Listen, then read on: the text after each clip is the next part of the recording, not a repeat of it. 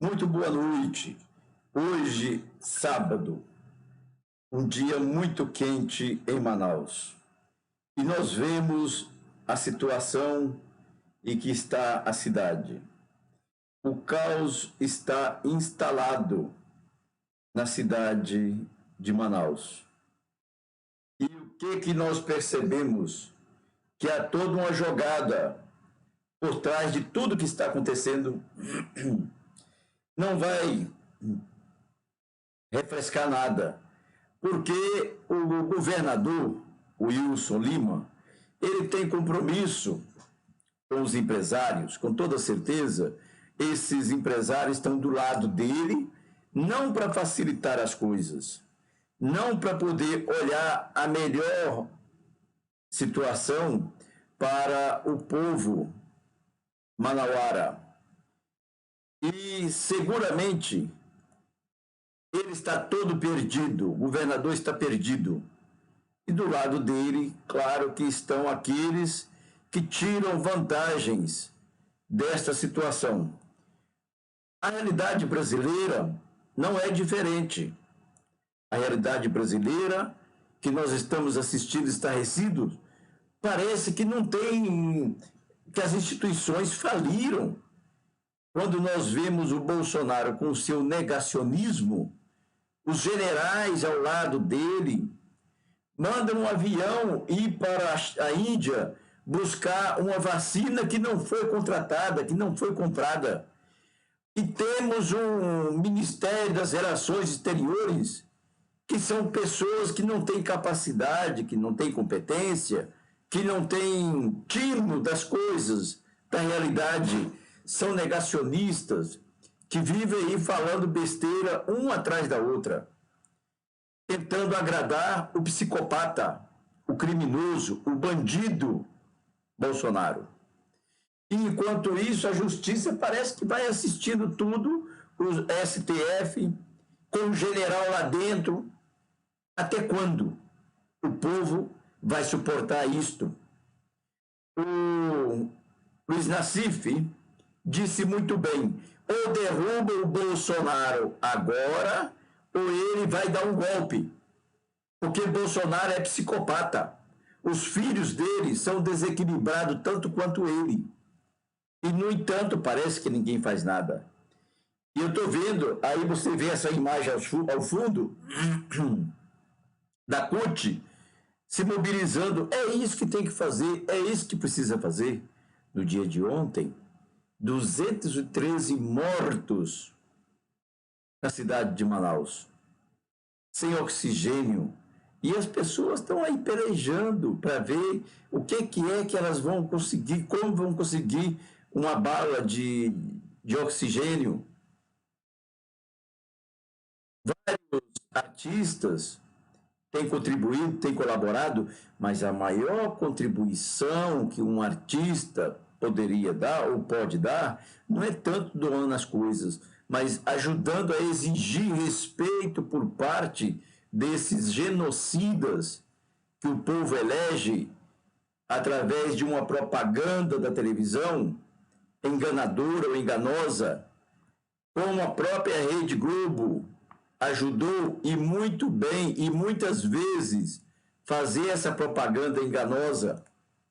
Agora vem o senhor Bonner dizer que nós, jornalistas, no mundo inteiro, estamos aí para divulgar as coisas como elas são. Mentira. A Globo é tão manipuladora quanto é manipuladora as outras emissoras. E nós temos as emissoras católicas também, que acabam pisando na bola, que acabam deixando a desejar. Nós temos a Rede Vida, que está lá rezando o texto, Jesus. O texto da Divina Providência, Deus provê, Deus proverá. E depois, à noite, vai fazer leilão de joias. Qual era a diferença de fazer leilão de joias e fazer programa em um cabaré? Nenhuma. Você está atendendo clientes. E parece que não mudam a retórica dessas emissoras. Nós temos a TV Aparecida, que é uma das melhorzinhas. Tem aí a TV Século XXI, que aqui nem pega, então não posso falar nada. E assim a gente vê que as emissoras estão preocupadas para a sobrevivência. Imagina que agora Bolsonaro quer gastar, já está fazendo aí a licitação para gastar com jantares para os militares de 4,5 milhões de reais. Com muitos apetrechos, comida francesa e etc. Os militares nunca mamaram tanto como estão mamando agora. Destinar 8 bilhões de reais para montar uma empresa. Então a gente está vendo que o país não tem norte, não tem rumo, não tem prumo. E aonde vamos parar? Com esta pandemia e com esse desgoverno agindo desta forma? Impeachment já. Vou deixar você assistindo o que está passando aqui. Vamos ver se eu consigo passar isto para a TV Cidadania. E obrigado às 946 pessoas que já se inscreveram na TV Cidadania. Compartilhem, curtam, divulguem. Nós não podemos ter medo de falar aquilo que está na nossa garganta. Nós não podemos silenciar diante desses militares covardes que estão aí ao lado de Bolsonaro, permitindo que ele destrua a nossa pátria amada. E depois vem falar, Brasil acima de todos, Brasil acima de tudo e Deus acima de todos. Mentira! Porque se fosse assim, ele saberia pelo menos respeitar a vida, respeitar as pessoas. E ele não está respeitando. Você acha que é respeito para com os recursos escassos? Mandar um avião ir para a Índia buscar vacina para poder concorrer com um outro babaca lá de São Paulo, que está mais preocupado em fazer campanha, propaganda, porque ele quer ser candidato a presidente da República? E agora vem um outro oportunista, que é aquele da Globo, aquele apresentador da Globo, dizer que ele convocou o panelaço. Mentira! Nós estamos atentos a esses canalhas que estão aí para fazer sacanagem com o povo, para poder tirar direito dos pobres. Veja lá que no impeachment da Dilma, todos falando, pela minha família, por Deus, pelo meu filho, pela minha nora, pela cadela, só faltou dizer assim, pela cadela da Janaína Pascoal. Claro que ela também tem o seu cachorrinho, a sua cachorrinha, então eles querem homenagear até a cachorra da Janaína Pascoal. E aí a gente vê a sacanagem que eles estão fazendo. Acompanhe aí, está uma discussão interessante aqui neste canal. Eu deixo você assistindo. Um abraço, compartilhe.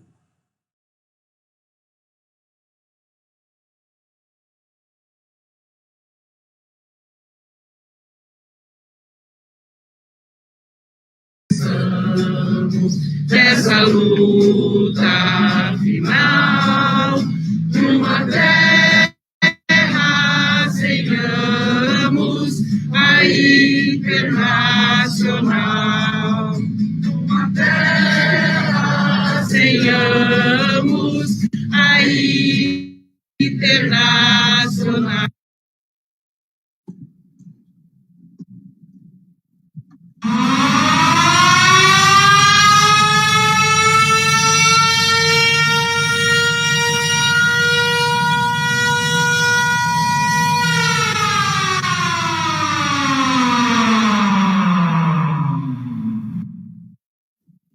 Bom dia, boa tarde, boa noite a todos, a todas, a todos. Esse é o canal da Central Única de Trabalhadores e Trabalhadoras da Bahia, num programa que foi pensado, submetido à direção da CUT Bahia, pela nossa Secretaria de Comunicação, Edmilson Barbosa, do SINDAI, que coordena a Secretaria, apresentou para que nós, da CUT Bahia, toda sexta-feira, nos comunicássemos com os trabalhadores e com as trabalhadoras, na perspectiva de colocar os temas cruciais que estão afligindo a classe trabalhadora e que dizem respeito à responsabilidade da política nacional. Como nós estamos, a nível nacional, com uma política genocida, toda sexta-feira, a CUT Bahia traz o programa Sextou Fora Bolsonaro e está baseada na Constituição da República Federativa do Brasil, no artigo 88, que diz que o presidente da República tem responsabilidade perante a nação com seus atos, suas palavras e suas ações. E essa semana, o presidente da República, além de estar induzindo a população brasileira a não se vacinar, tem que responder pelo que está acontecendo no Amazonas, em Manaus, onde falta oxigênio e o povo está morrendo asfixiado. Tem que responder por que empresas como a Ford, a quinta maior empresa montadora, está deixando o nosso país depois que o presidente da República se pronunciou, dizendo que esse país está quebrado. E ele tem que responder, sim, porque não temos um plano de vacinação, porque temos esse desemprego alto, porque a população brasileira está passando fome. E para dar conta de a gente tratar disto hoje, nós estamos contando com a participação especialíssima de pessoas que se prontificaram a vir aqui a falar sobre esses temas, a dar seus depoimentos e, fundamentalmente, contribuir com a CUT Bahia. Nós vamos ter, em primeiro lugar, portanto, falando hoje da questão do desemprego, o professor Wallace, que vai apresentar para nós, ele é professor da Federal da Bahia e é economista, e ele vai apresentar para nós dados sobre o que é o desemprego no nosso país, o que significa fechar as empresas no nosso país, que saída nós temos para que os trabalhadores não fiquem desempregados no meio da pandemia. Nós vamos ter hoje o Alberto Santos, que é um trabalhador da Ford.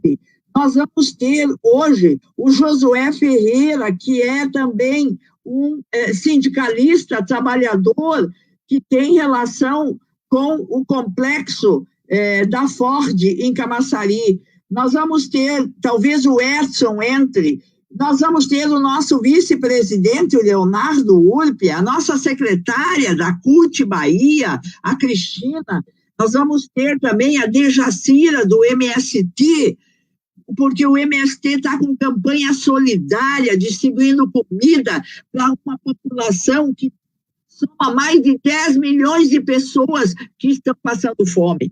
Dentre elas estão crianças, dentre elas está o povo nordestino. E contra isso nós nos indignamos, e contra isso nós levantamos a nossa voz. E nesse sentido, eu quero começar trazendo para dialogar conosco a Dina Lopes. Por que Dina Lopes está conosco? Porque ela é uma mulher da área da comunicação. E nós chegamos à seguinte conclusão, Dina. Se o conhecimento que os trabalhadores geram, constroem com as suas próprias mãos, não chegar aos trabalhadores, ele perde a força dele. Portanto, o conhecimento só tem caráter revolucionário quando ele chega às massas, quando ele chega à classe trabalhadora. Então, eu gostaria que você abrisse o nosso programa ressaltando por que é mesmo importante a gente ter os meios de comunicação e uma política de comunicação no momento em que as forças produtivas estão sendo destruídas, a classe trabalhadora desempregada, as famílias passando fome. Dina, a palavra é sua, minha querida, com os agradecimentos da CUT Bahia. Tá certo, muito obrigada, professora Celi. Tenha uma boa noite a todas e a todos e a todes. Agradecer a Edmilson, né, por essa essa grande conquista que é esse programa, Sextou Fora Bolsonaro. Eu acho que isso tem que acontecer, sim. Agora, mais do que nunca, a gente tem que estar nas redes sociais, trazendo esses assuntos cada vez mais, super importante, né? E agradecer os trabalhadores e as trabalhadoras que aqui estão também participando, que aqui é um ato político, viu, professora?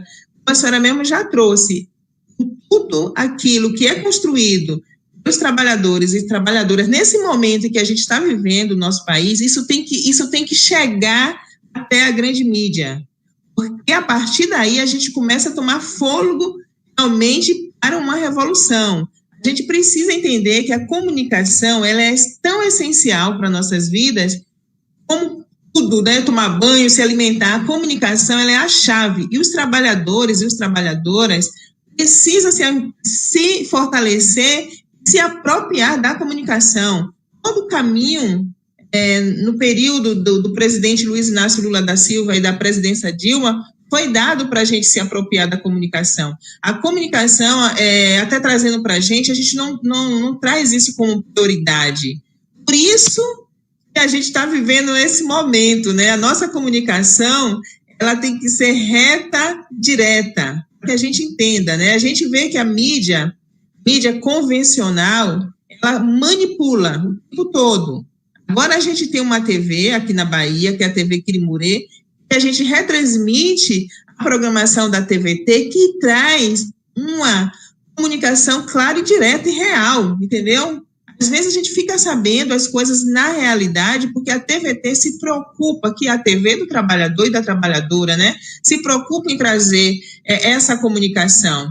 Então, como a senhora mesmo trouxe, se os trabalhadores e as trabalhadoras não se apropriar desse mecanismo da comunicação, e nesse momento que a gente tem para poder se apropriar as redes sociais. Então, é super válido esse momento aqui agora, né? Esse Sextou Fora Bolsonaro e sua turma, né? Super apropriado para que a gente possa ter a nossa voz e a gente falar exatamente o que a gente está entendendo da realidade, né? Porque vem alguns especialistas, a mídia convencional tem seus especialistas programados para poder falar aquilo que é para manter o povo alienado, né? Então, a gente sabe que nem sempre a comunicação das grandes mídias, elas são muito claras para a gente, né? Ou melhor, até dizendo, elas não são escuras, porque a maioria das pessoas negras e negros que escuta não se sente contemplada com essas informações. Então, a gente costuma dizer que a comunicação ela precisa ser escura e não clara, porque já está clara demais que a gente não consegue compreender.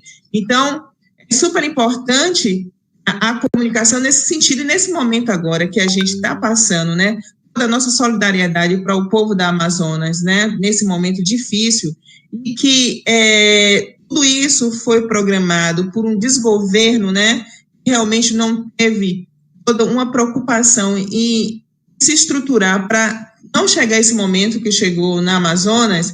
E a mídia, ela tenta agora, né, não trazer isso muito claro, tem uma confusão de entendimento, né, da real responsabilidade do governo federal sobre o que está acontecendo na Amazônia. A gente tem uma mídia que traz isso com mais fortalecimento e com mais clareza, que é a TVT, né, que é aqui agora o Sextou, e que é a TV Quirimurê, que é o primeiro canal da cidadania do Brasil que está na cidade de Salvador.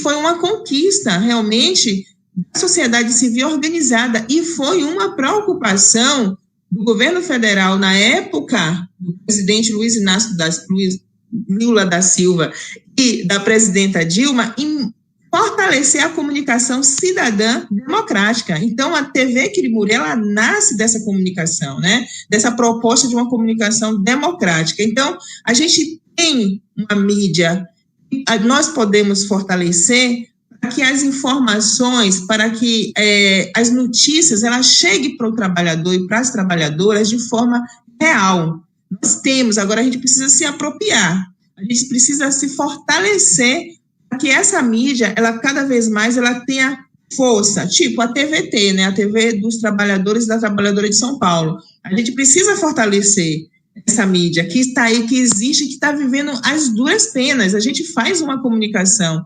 democrática, cidadã, porque a gente acha que precisa fazer, mas a gente não tem nenhum recurso para isso, que é a estratégia do grande capital, né? É não realmente essas comunicações que fortaleçam os trabalhadores, né, que dê uma visão crítica dos trabalhadores e das trabalhadoras, para que elas possam entender a real situação. E a gente está aqui para isso. Então, assim, eu agradeço essa oportunidade de estar aqui trazendo mais uma vez a proposta da TV Quirimurê, trazendo mais uma vez a proposta de uma comunicação cidadã, solidária, e também uma mídia que dialogue realmente com a proposta real de fortalecimento da identidade dos trabalhadores e das trabalhadoras, e também o senso crítico, né? Que a gente precisa ter esse senso crítico apurado e passar isso, como a senhora mesmo trouxe.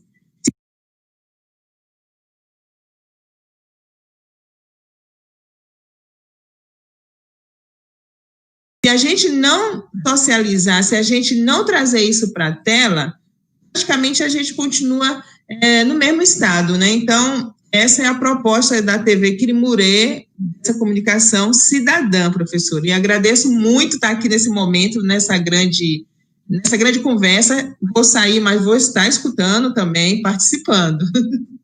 Então, a CUT Bahia convidou a Diná porque é uma demo.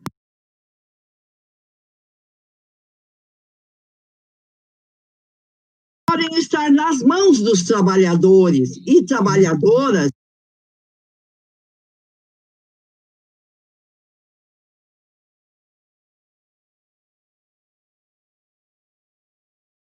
produzindo aquilo que beneficia e não destrói a classe trabalhadora. A comunicação precisa estar nas mãos da classe trabalhadora para cuidar daquilo que lhe diz respeito. Portanto, eu quero agradecer a tua presença, quero informar que esse programa está sendo gravado, vai ficar disponível para 1,5 milhão de trabalhadores e trabalhadoras sindicalizados na CUT Bahia, que tem mais ou menos 300 sindicatos na sua base, e esse programa está sendo transmitido para o Comitê da Luta em Defesa do Povo Brasileiro contra as Privatizações, está sendo transmitido pelo Comitê Lula Livre Bahia, pela CUT Rio Grande do Norte, Alagoas, Ceará, Bahia, CUT Nacional e pelo CITAI. Então, tem uma rede enorme. Sim.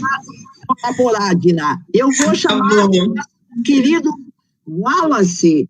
Wallace Lima é nosso professor, baita batalhador. Tem ajudado muito as suas análises.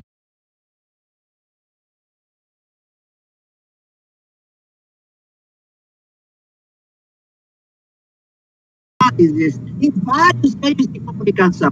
E a gente quer, professor, dialogar com o senhor, para que o senhor explique para nós a respeito dessa questão, o que está acontecendo, por que fechou essa fábrica, por que temos desempregados no meio de uma pandemia, o que nós podemos fazer? Nós podemos ocupar essa fábrica? Nós podemos estatizar essa fábrica?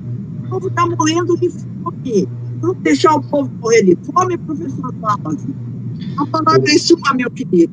Edmilson, ter a honra de participar desse momento com vocês, principalmente pelo seu convite. Eu fico muito honrado, lisonjeado também pelas palavras carinhosas, generosas que você fez em relação a mim, né? Eu agradeço muito. E o que eu tenho feito, na verdade, não é nada demais além da minha função e obrigação como professor de uma universidade pública, né? Eu acho que a função, historicamente, da universidade pública é lutar pela sociedade, né? Ela tem a obrigação, ela tem que ter um compromisso. E o que eu tento fazer é isso. Eu acho que ainda faço muito pouco, preciso fazer mais, me engajar mais, né? Eu acho que o país, hoje, ele está vivendo um dos momentos mais críticos de toda a sua trajetória histórica do período recente, né? E quando eu falo do período recente, após os anos 80, né, após a ditadura, talvez comparada aí à ditadura militar, o que nós estamos vivendo é uma situação extremamente delicada e grave. Nós estamos vivendo um caos do ponto de vista político, do ponto de vista social, do ponto de vista econômico, do ponto de vista sanitário. Ou seja, é uma crise profunda causada principalmente pelo presidente da República, né, o senhor Bolsonaro, e a sua família, né, que ambos são acusados de envolvimento com milicianos, né? E essa situação, ela tem se agravado e tem ficado mais em evidência, né, para além das questões da crise sanitária que se materializa hoje em Manaus, né, como nós estamos vivendo, também o quadro do ponto de vista econômico e social, né? Nós estamos vivendo uma das maiores crises no mercado de trabalho, né? Uma taxa de desemprego, né, que nós chamamos de taxa de desocupação, em torno de 14,4%, né? O que é a taxa de desocupação? São pessoas que estão procurando emprego e que não encontram emprego. Mas, para além da taxa de desocupação, também tem um índice que é muito importante, a chamada taxa de desalento. O que é a taxa de desalento? São pessoas que desistiram de procurar emprego porque não tem mais esperança, ou seja, são pessoas que estão desempregadas, elas só não estão contadas na taxa de desocupação porque elas não estão mais procurando emprego. Então, se eu pegar essa taxa de desalento, ela é hoje de 5,7%. Então, se eu somar a taxa de desocupação com a taxa de desalento, eu tenho uma taxa de desemprego hoje de mais de 20%, ou seja, é uma crise profunda. E uma crise mais profunda ainda, quando nós verificamos que o governo acabou com o auxílio emergencial, e aí eu chamo a atenção para lembrarmos sempre de que o auxílio emergencial não foi resultado, né, de uma decisão do presidente da República e nem do senhor ministro Paulo Guedes. O auxílio emergencial no valor de R$600 foi uma imposição do Congresso e uma derrota do governo. Ou seja, se dependesse do governo, o auxílio emergencial que nós teríamos era apenas de R$200. O que eu quero dizer com isso é que se não tivéssemos um Congresso que atuou de forma correta, né, nós teríamos uma gravidade da crise muito maior, mas muito maior.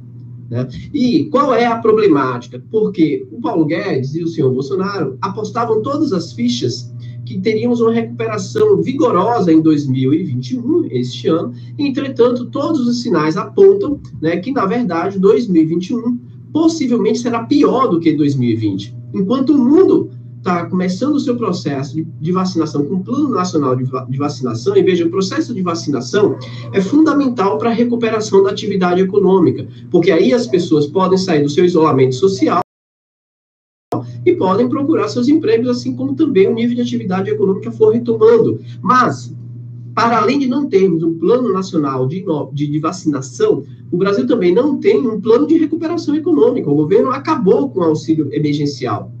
Ao acabar com o auxílio emergencial, nós temos em torno de mais de 30 milhões de pessoas fora, né, da renda disponível que tinha feita pelo auxílio emergencial. Ou seja, agora, essas 30 milhões de pessoas vão voltar para a pobreza extrema e passar fome.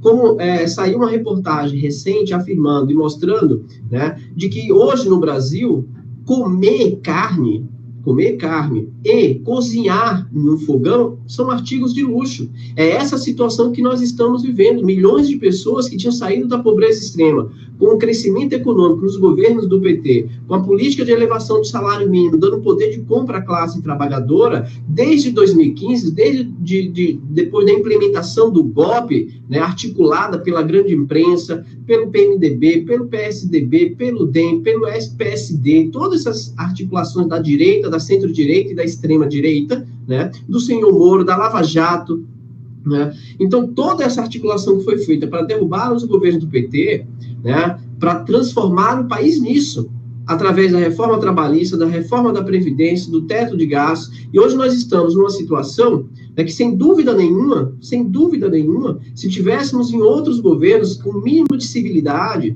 né, nós não estaríamos, mesmo no cenário de Covid, numa situação de uma crise sanitária e social como essa, eu não tenho dúvida disso. Né? O que nós temos hoje um presidente que tem sede por sangue, né, tem prazer em ver mortes, né, que exalta a morte, né, que está ignorando as milhões de pessoas mortas, mais de 200 mil pessoas que já foram ceifadas, que perderam suas vidas, as dores de várias milhares de famílias que estão perdendo suas vidas para a Covid por uma irresponsabilidade e por uma ausência de política sanitária, além da crise social. Então, é uma situação extremamente delicada e que esta semana se acentuou muito e veio muito mais à tona para que as pessoas talvez percebessem isso com o fechamento de empresas. A IOC, que fechou essa semana, né? A Ford, que fechou essa semana, aquelas lojas de luxo, embora seja de luxo, mas gerava emprego, a gente tem que ter clareza disso, né? Gera emprego, a Forever 21, né? Que é uma loja de luxo da classe média alta, mas que gerava emprego para a classe trabalhadora.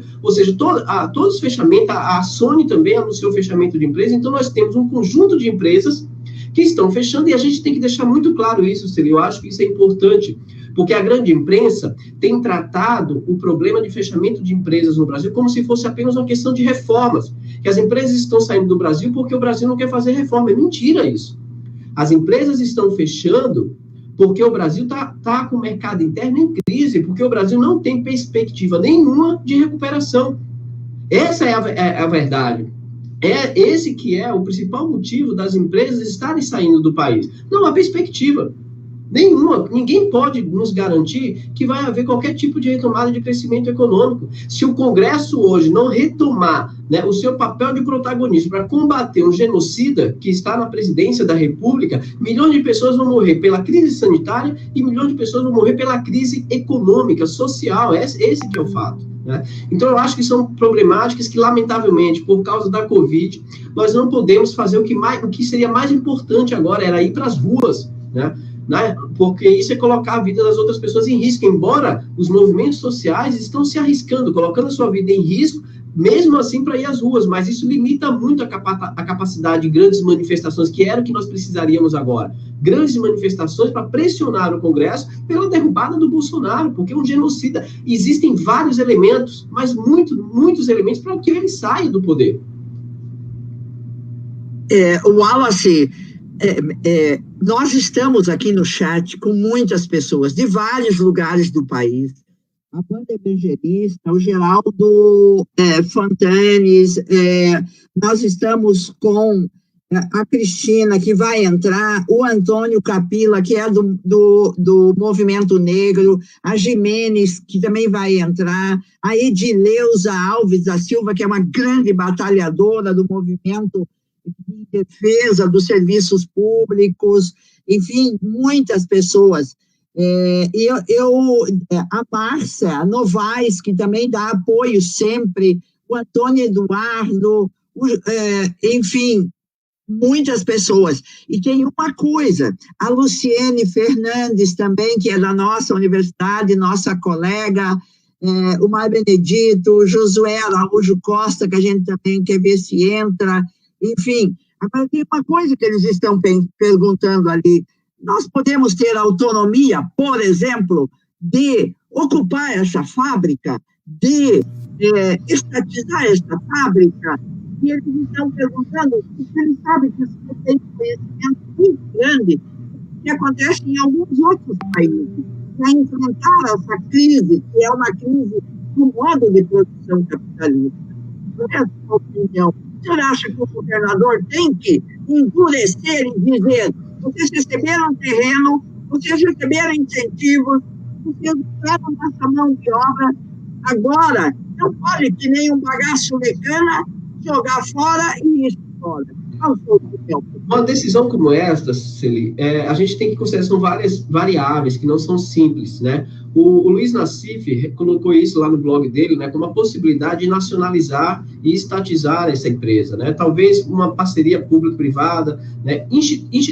Vários elementos legais existem, porque a Ford tem dívida com o Estado, com o governo federal. Então, isso dependeria muito mais do governo federal do que do governo do Estado, isso é fato, né? Agora, veja, a indústria automobilística é um setor que nós chamamos na economia muito oligopolizado. O que eu quero dizer com isso? Com poucas empresas dominando esse mercado. Então, vamos supor que a gente nacionalizasse esse setor, né? Qual é a possibilidade que nós temos? É uma pergunta, eu não estou fazendo nenhum tipo aqui de constatação, de afirmação, mas é um elemento. Por exemplo, as empresas mais maduras, que já têm uma escala de produção muito grande, marcas internacionalizadas, podem boicotar uma empresa estatal brasileira ainda com uma escala de produção menor. E isso pode dificultar a sobrevivência dessa empresa. O que eu quero dizer com isso é que, para que isso aconteça, nós temos que ter um plano nacional de fortalecimento. Não basta apenas o governo do Estado ter interesse nisso. Tanto é que o governo do Estado anunciou que está buscando parcerias com empresas chinesas, né, para tentar manter essa planta, porque é uma planta moderna. Eu conversei recentemente com os engenheiros da Ford e eles deixaram claro, professor, a gente tem uma planta moderna, né, muito moderna, capaz de avançar, inclusive de transitar do motor a combustão para motor híbrido ou elétrico, se for necessário, que no curto prazo eu não acho que seja esse o motivo, dado que ainda o número de carros elétricos no mundo é muito pequeno, entende? Agora, é um processo que depende fundamentalmente também do governo federal. Lamentavelmente, eu acho que é viável, eu acho que é possível, mas isoladamente, eu acho muito difícil uma empresa como essa sobreviver. Portanto, seria necessário um processo de uma política ampla nacional de desenvolvimento que envolvesse fortalecimento de cadeias produtivas correlacionadas para dar força à Ford, né, para dar força a essa empresa, para que essa empresa pudesse ter mais autonomia ou, ao mesmo tempo, né, ela ter a capacidade de internalização do conhecimento, da inovação, não ficar dependendo de fontes e fornecedores externos, porque ela pode sofrer o boicote. Imagine vocês, vamos supor que esta empresa queira comprar chassi, né, de uma fornecedora. E aí, uma empresa maior vai chegar para essa empresa e dizer assim, olha, você não vai vender chassi para essa daí, porque senão eu deixo de comprar na sua mão. Como essa outra empresa já tem uma escala global, já tem uma escala de atendimento de mercado internacional muito grande, o poder político de ela bloquear o acesso a esses bens é muito grande. É isso que nós vemos. O capitalismo, ele é assim. Então, condições objetivas temos, mas a gente tem que construir. E, falando isso do ponto de vista isolado do governo do Estado, eu não acho que seja tão simples assim. Agora, se tivéssemos, sim, um governo articulado com um projeto, né, de soberania, de desenvolvimento, em que ele pensasse toda a cadeia de produção e como articulá-la, eu acho que seria viável, sim. O Wallace, meu querido, é muito importante a gente ouvir a tua opinião, mas também escutar os trabalhadores. Eles vão ter assembleia terça-feira. Terça-feira tem assembleia. Eu vou participar, inclusive, na outra semana.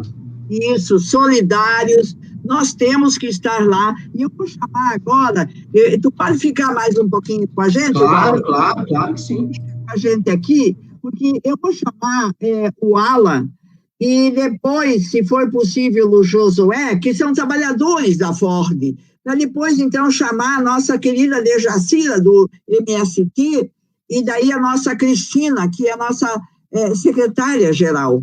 Alan, você consegue me ouvir, Alan? Você que é trabalhador da Ford, você que está sentindo na pele o que significa agora ser decidido da noite para o dia. Então, eu gostaria que você colocasse um pouco para todos os trabalhadores que vão nos escutar, as trabalhadoras, o que significa da noite para o dia você ficar sabendo que tu está desempregado, da noite para o dia, uma empresa dessas, da quinta maior montadora, com 102 anos de Brasil, fechada. Então, como é que isso está impactando as famílias? Como é que isso está chegando até vocês? Mas, fundamentalmente, o que é que tem que fazer, na tua opinião, Alan? É de que passos nós temos que dar agora, como trabalhadores da Ford e também nós que queremos ser solidários com vocês. A palavra é tua, Alan.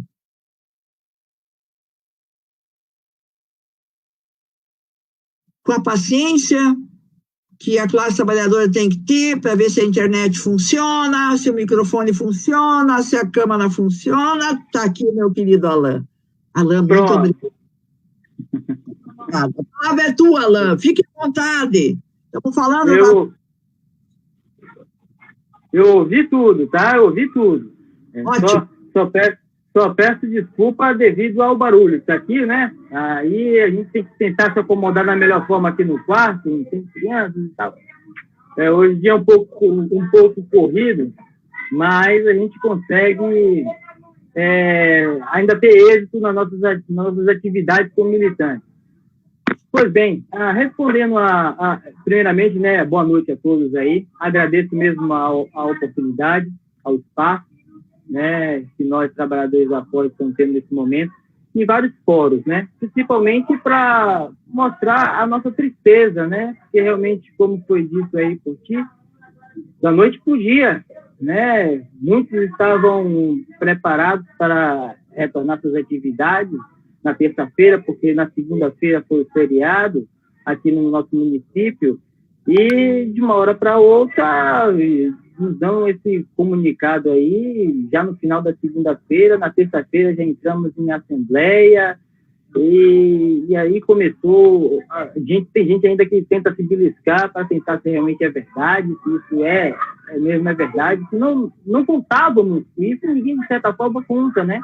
Porque a família fica surpresa, né? Que já tem seus filhos assim de 8 a 10 anos, os filhos, principalmente, que já teve a oportunidade de adentrar a fábrica para conhecer onde seus pais trabalham, né? E ficaram encantados, que até a companhia tem esse programa de levar os filhos, os trabalhadores, para conhecer onde seus pais trabalham, e de repente, papai, mamãe, você não trabalha mais, a Ford foi embora, como é que pode? O que é isso? É verdade? E aquele pranto, né? É difícil mesmo.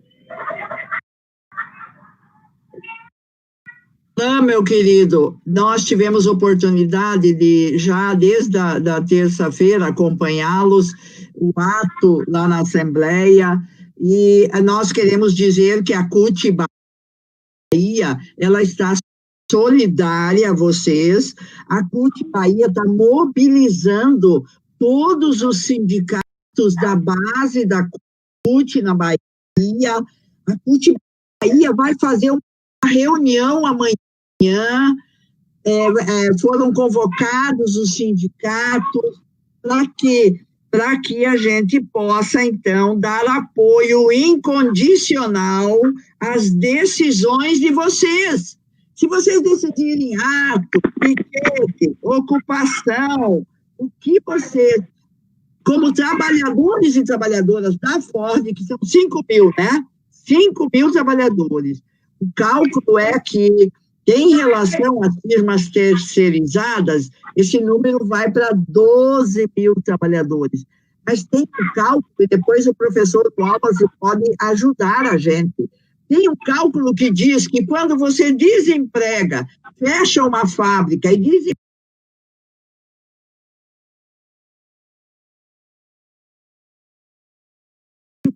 5 mil, atinge mais, cada trabalhador desempregado atinge mais 7 trabalhadores desempregados. E, portanto, o cálculo é de 60 mil trabalhadores. E a perspectiva é de que Camaçari vive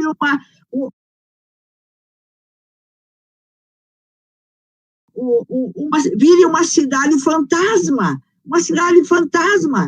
com a saída desse complexo.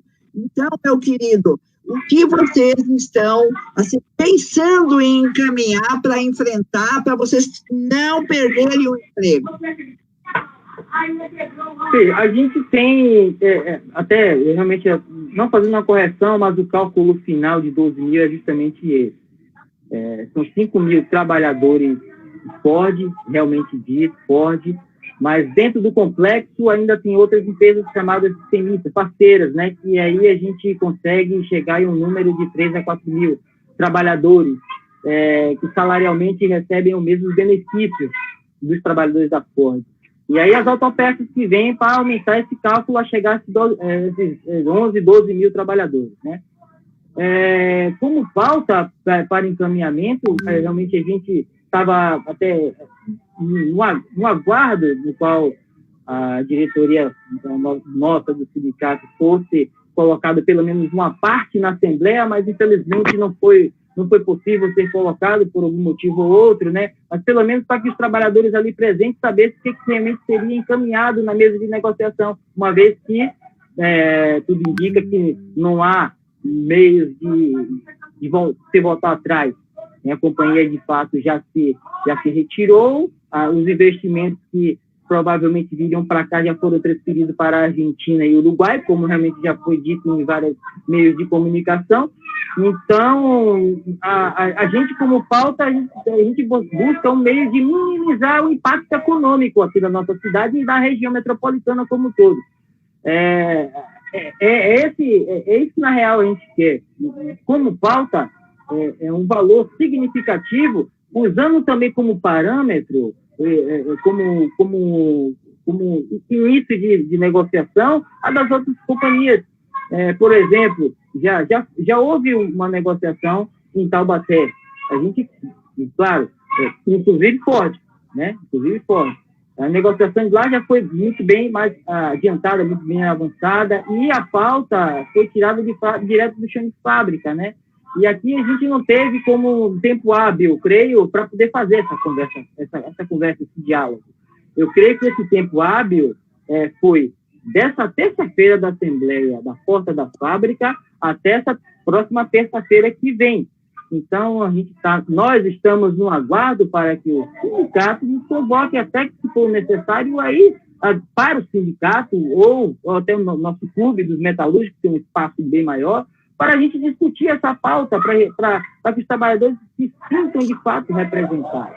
Então, eu digo de antemão, nós temos, como encaminhamento de pauta, algo que realmente seja significativo e posso dizer valores, né? Mas a gente pode dizer algo que seja um pouco significativo para a gente minimizar esse impacto financeiro direto, tá? Ok. A gente pode... Pois não? Pode falar, Alan. Fala, meu querido. Além disso, no caso, só para acrescentar essa questão de minimizar o impacto, trabalhador muito, mas está muito, só para esclarecer bem isso aqui, o trabalhador aqui em Camaçari, na região metropolitana, estão muito preocupados com a questão do plano de saúde. Hoje, eu acho que o trabalhador, nesse momento de pandemia, e ainda com as escolas fechadas e tal, eles estão muito preocupados com a questão do plano de saúde. Além, claro, do prato que vai colocar a comida na mesa. Mas essa de a priori. Então, os trabalhadores têm um anseio que, no meio dessa negociação, também saia algum benefício de plano de saúde, que pelo menos 12 meses, os trabalhadores que já iniciaram algum tipo de tratamento, ou estão concluindo o tratamento, possam, de fato, concluir ou iniciar algo e ficar um pouco mais tranquilo, né? Esse o segundo ponto de encaminhamento que nós, trabalhadores, nós temos um seio que também seja colocado na mesa de negociação, bem semelhante às outras, às outras empresas e companhias. Muito bem, Alan, a gente quer agradecer a tua presença, você colocou mais elementos mostrando o quanto nós temos que ser solidários, e o Fábio de Souza, que manda um abraço, a Wanda Evangelista manda a solidariedade do movimento de Canudos. Então, é isso, nós temos que nos mobilizar. Amanhã, a nossa CUT está mobilizando os sindicatos, sindicalistas, e vai discutir tudo isso para dar força ao movimento que está acontecendo em defesa do emprego e contra o desemprego. O Josué conseguiu entrar. Josué, meu querido, muito obrigado, Alan. Josué, você que é do movimento sindical, dos borracheiros, não é? Fala um pouquinho para a gente, de maneira bem assim, resumida, como é que você está vendo esse problema do desemprego e o que você vê que tem que ser encaminhado como ação concreta. Ao passar a palavra para você, eu quero registrar a presença de vários diretores aqui da CUT, tá?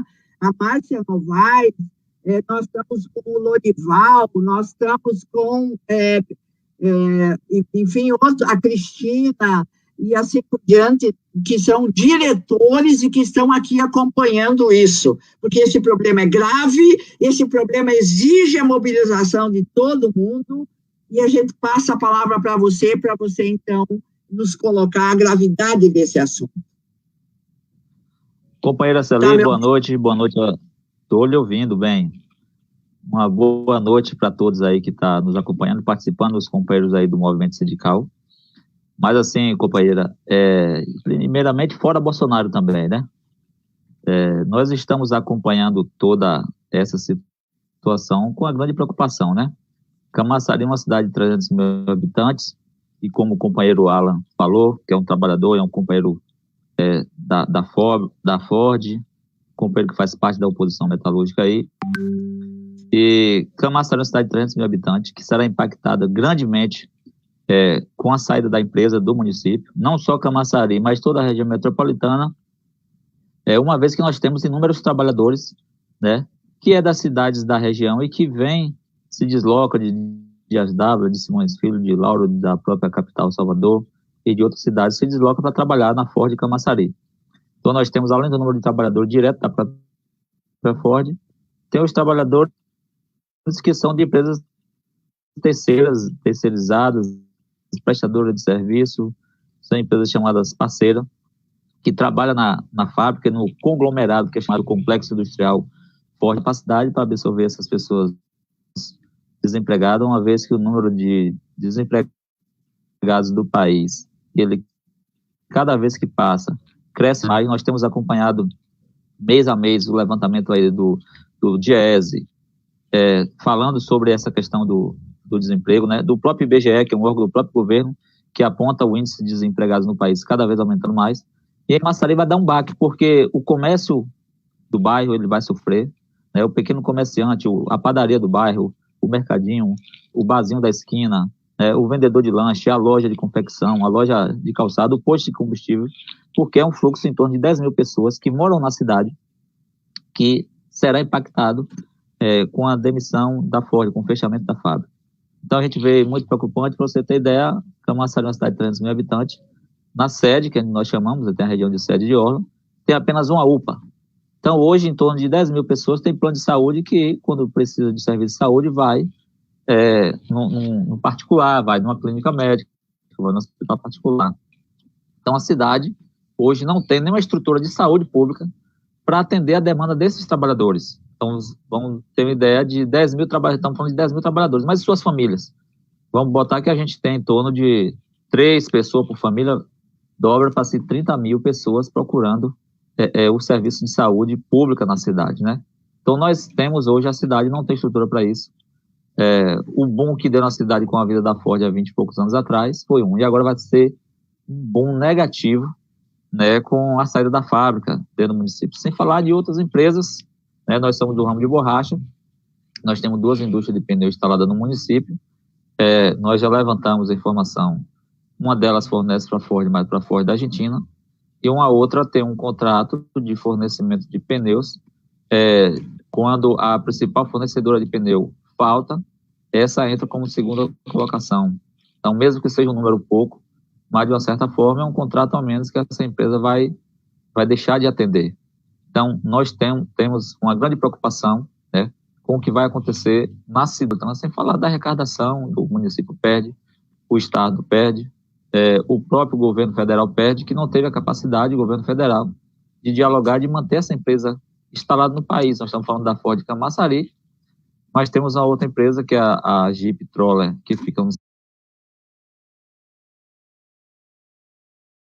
Ceará, que é do grupo Ford, e a outra empresa que fica no ABC Paulista, a outra fábrica da Ford. Então, é um impacto grande, negativamente, que o país e a região metropolitana vai receber.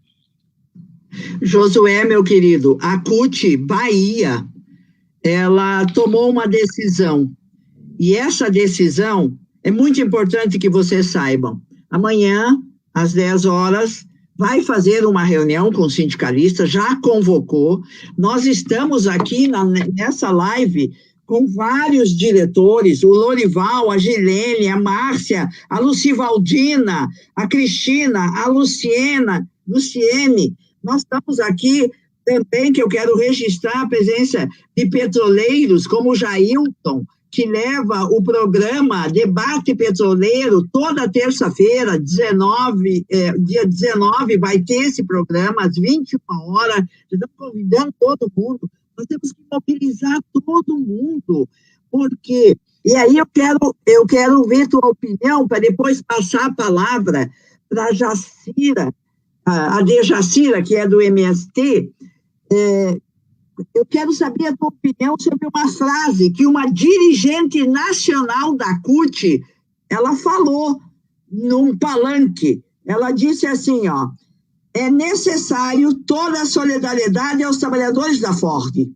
É justa e legítima toda a resistência.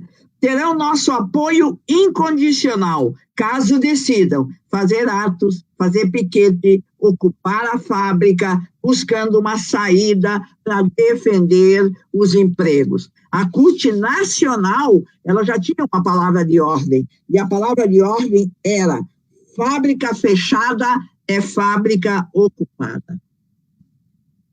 Josué, como é que você vê isto que são, por enquanto, os pronunciamentos de quem e não vai ficar indiferente a essa catástrofe, a esse assassinato social? Porque desempregar os trabalhadores no meio de uma pandemia, e o plano de saúde como é que fica? Então, vocês estão mostrando isso para a gente. O problema é muito mais grave do que a gente imagina. Não é só, eles vão ser desempregados, vão receber o auxílio-desemprego e está resolvido. Não é assim. Isso tem impacto nas famílias. Vocês viram as crianças? As crianças estão apavoradas. Então, meu querido, para a gente fechar a tua participação, e tu fica conosco mais um pouco, para a gente poder ouvir o que as companheiras têm a dizer também. Por isso que significa gerar fome. Desemprego vai gerar fome. A palavra é tua, meu querido. Companheira Celi, claro e evidentemente, nós sabemos que a CUT, como a maior central do Brasil e da América Latina, não ficaria fora de uma luta dessa, né? A CUT e nossos sindicatos são sindicatos guerreiros. Estamos aqui, né, para apoiar a luta dos trabalhadores da Ford. Agora é a luta de todos os trabalhadores de todas as centrais, né? Nesse momento é o momento de nós unir força e em busca de ajudar esses companheiros da melhor forma possível que nós pudermos, né? Nós do Cine Borracha já estivemos presentes lá na terça-feira, apoiando juntamente com os companheiros metalúrgicos na Assembleia.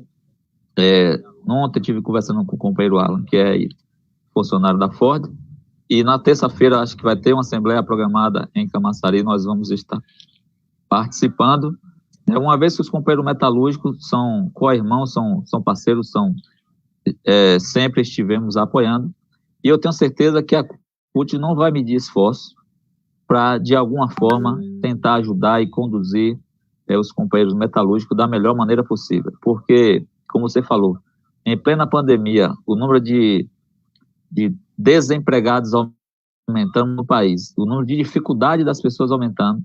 Eu acho que essa empresa multinacional, que é a Ford, não teve nem um pouquinho de compaixão dos seus trabalhadores que durante mais de 20 anos dedicaram suas vidas a produzir, né, a gerar lucro, porque empresa nenhuma se instala em lugar nenhum que lá não tenha lucro. Então, isso que a empresa estava falando, que não está tendo lucro, que é prejuízo, é mentira, porque ninguém mantém uma empresa do porte como Ford funcionando. Ela tomou essa decisão, uma vez não tem imposto, mas ela também não pensou não tem a alíquota do imposto zerado, mas ela não pensou nas vidas dos trabalhadores que cuidaram tanto, que gerou tanta riqueza. Enquanto ela deu para sugar, como diz a história, o suor desses trabalhadores, o sangue desses trabalhadores, elas ficaram. Quando ela viu que não dava mais, descartou as pessoas, como a gente joga no lixo um papel, um copo, descartável, seja lá o que for. Então, eu tenho certeza que a CUT está tomando a decisão certa, e nós, enquanto sindicato cutista que somos, estaremos juntos aí para apoiar essa luta. E amanhã estaremos presentes aí na reunião, eu já recebi o comunicado aqui, e estaremos aí para contribuir no que for preciso, para a gente continuar sempre na luta, como sempre foi. Josué, a gente quer agradecer muito a tua presença e a gente quer dizer que da tua fala e da fala do Alain e da fala do Wallace fica muito, mas muito evidente que nós temos que defender o SUS. Nós precisamos defender o SUS. Verdade. Nós precisamos ter mais UPAs em Camaçari, na região metropolitana, que tem 13 municípios, que tem 4 milhões de habitantes, e nós precisamos sim, defender os serviços públicos e não fazer o que o governo quer agora, botar a reforma administrativa para desempregar, principalmente os trabalhadores do serviço público municipal, os trabalhadores do serviço público estadual. Nós temos que estar junto. Essa tua frase, ela é uma frase fundamental, vamos estar juntos. E, na sequência, eu gostaria de que viesse conversar conosco, porque desemprego gera o quê? Falta de recurso para botar o pão na mesa, vai gerar fome. E aumentou no nosso país o número de trabalhadores com fome. A maioria mora no Nordeste do Brasil, a maioria é criança. E fica que nós temos que pensar como, enquanto classe trabalhadora, nós vamos dar conta disso. Então, eu queria ver se a nossa querida Dejacira Araújo, que é uma liderança do movimento dos trabalhadores rurais sem terra, e por que trazê-la? Porque tem um movimento de solidariedade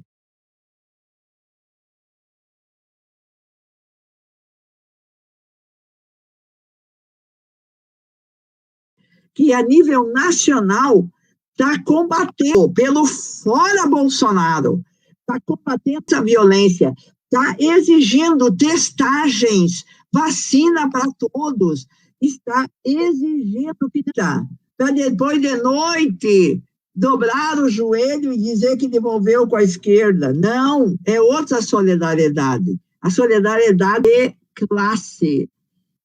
Nós constatamos, então, que a nossa Dejacira está com problema na internet. Vamos ver a Cristina.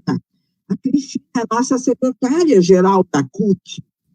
É uma mulher que tem participado muito fortemente e, principalmente, e eu tenho muito orgulho, Cristina,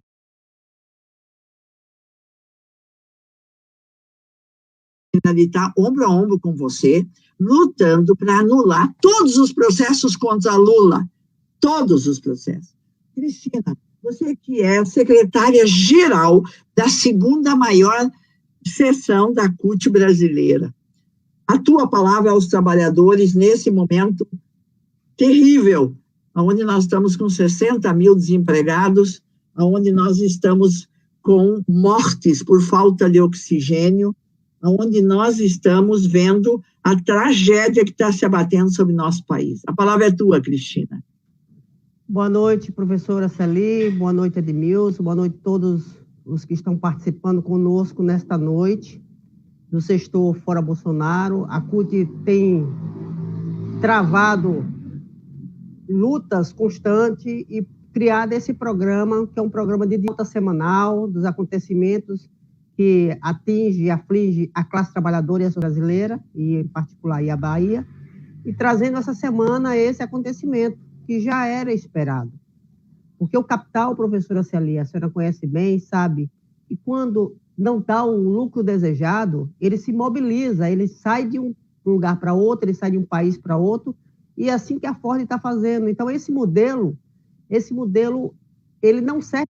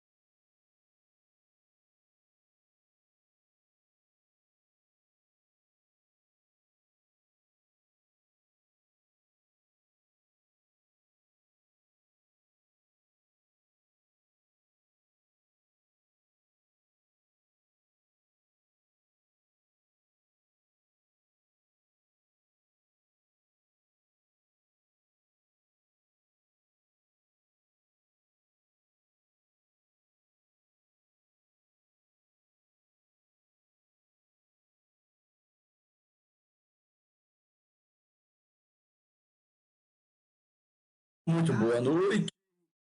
Nesse momento, vamos chegando ao final de mais esta transmissão. Agradecendo a todos que acompanharam. E eu estou falando de Manaus, a terra do caos. O caos provocado por um miliciano incompetente, irresponsável, inconsequente, covarde, vagabundo, corrupto, que é o Bolsonaro. E a gente tem que exigir que esse canalha seja colocado para fora e, de preferência, no xilindró. Por muito menos que ele, a Dilma foi colocada para fora. E agora vem a turma, não, porque não dá, tem que sair Bolsonaro e todos esses militares. Lugar de militar é no quartel e não na política. E tem que se fazer a reforma política que precisa ser feita, ela deve ser feita, sobretudo pensando em fazer uma norma que proíba, que dificulte dos militares entrarem na política. Se querem entrar na política, eles têm que abrir mão dos privilégios, das prerrogativas, das vantagens que eles têm.